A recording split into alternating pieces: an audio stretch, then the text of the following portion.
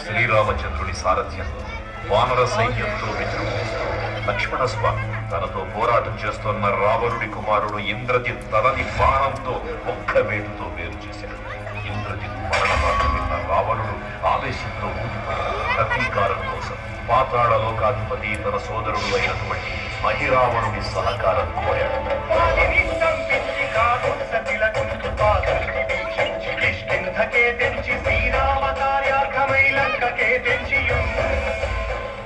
ఆ జీవి మకర ధ్వజుడు అనే తన పుత్రుడని మహాసముద్రాన్ని దాటుతుందని నీటిలో పడ్డన స్వేదవిందు ఒక మొసలి గ్రహించడం వల్ల జన్మించాడని తెలుసుకుని ఆశ్చర్యపోతాడు హనుమంతుడు. బ్రహ్మాండమైనట్టి ఆ శక్తిని వైచి